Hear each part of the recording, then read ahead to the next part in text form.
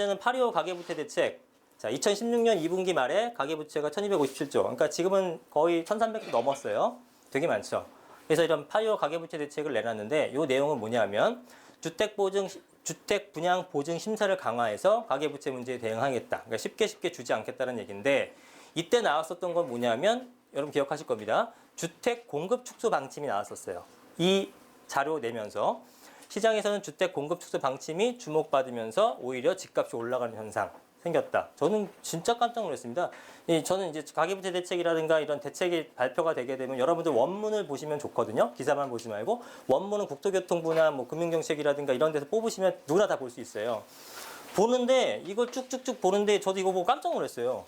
이 가계부채면서 좀 집값에 좀 안 좋은 영향을 미치는 여러 가지 영향들이 나온 줄 알았더니 대놓고 주택 공급 축소 방침을 발표한 겁니다. 이거 시장에서 반응이 굉장히 좋겠다, 이 발표가 생각을 했거든요. 그러니까 확실히 이거가 부각이 되더라고요. 근데 이제 정부 입장에서는 뭐냐면 주택 공급을 축소하게 되게 되면 공급 축소 자체를 해버리니까 집을 안 줘버리니까 대출을 받을 건수 자체가 없는 거잖아요. 그래서 가계대출을 줄이겠다 뭐 이런 보관이었는데 사실 시장의 시그널은 그렇게 받아들인 게 아니라 안 그래도 집이 없는데 주택 공급 축소한댄다.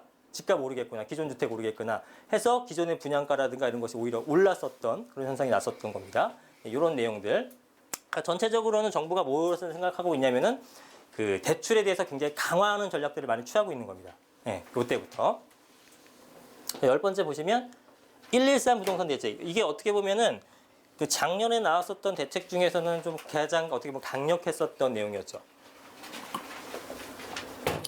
시기적으로도 그랬고요. 사실은 시기적으로도 에너지가 이제 막 소진될까 말까 이런 상태에서 팍 터트린 거죠. 자, 이게 가장 최근에 나온 대책 내용인데 뭐냐면 서울 강남 4구를 비롯해서 경기도 과천이나 분양 과열 지역에 대해서 분양권 전매 대안을 1년 연장하거나 소유권 이전 등기시까지 강화하는 것. 그러니까 뭐 공공 분양이냐 민간 분양이냐 이런 택지가 어디냐에 따라서 약간씩 내용이 달라집니다. 자, 이게 뭐냐면 결국은 소유권 이전 등기 시까지로 강화를 하게 되면요. 분양권 상태에서는 못 판다는 얘기입니다. 분양권 시장 자체를 없애버렸죠. 과열이 하도 세니까. 너도 나도 1순위니까 일단 다 강남에 당첨만 되면 무조건 피붙잖아요. 누가 안 합니까? 돈 드는 것도 아닌데. 다 하는 거죠. 거의 가수요죠. 투기 수요들. 그러니까 이 분양제도라는 게 집 없는 사람들한테 만들어주는 제도인데 이건 투기판이 돼버렸잖아요. 그러니까 정부가 이걸 잡기 위해서는 소유권 이전 등기 시까지 강화를 해버린 겁니다. 야, 실수요자만 사, 입주할 놈만 사 이렇게 되는 거죠.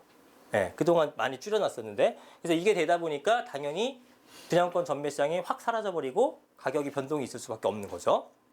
그리고 이제 1순위 청약 강화 내용이 있었고요. 그 다음에 계약금 요건 분양 가격 상향 조정.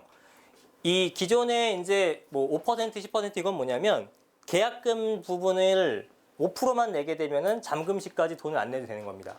그럼 예를 들면 5억짜리 아파트게 되면은 10% 내려면 5천 내야 되는 건데 5%면은 2,500만 원만 내면 되는 거예요. 그죠? 4억짜리 아파트면 2천만 들고 가게 되면 됩니다. 입주는 2년 반, 3년 뒤에 하는 거고 2천 넣고 기다려 보는 거죠.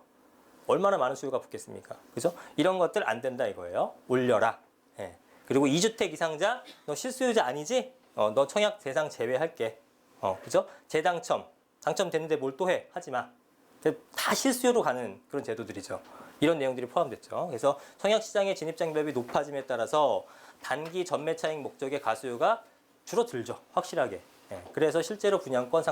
그러니까 물론 이거는 전국적으로 해당되는 건 아니고요. 강남 4구나 우리 세종시라든가 몇몇 개 지역만 뽑아서 하는 겁니다. 예. 과열이 심했던 지역.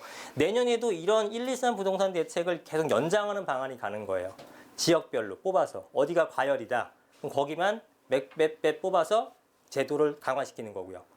어떤 데는 활성화가 안 돼요. 여기는 계속 완화 정책을 취해주는 겁니다. 전체적으로 아우르는 그런 형태가 아니라. 그거 사실 그렇게 해야 됩니다. 부동산은 국지적으로 움직이기 때문에 과열인 데는 잡고 안 되는 데는 지원을 해주고 이런 방식을 써야 되는데 오늘인가 기사가 났을 거예요. 그런 식으로 123 대책을 계속적으로 연장 운영하겠다라는 얘기를 합니다. 그래서 이 10가지 정도 키워드가 이제 이번 올해 나왔었던 부동산 시장이었는데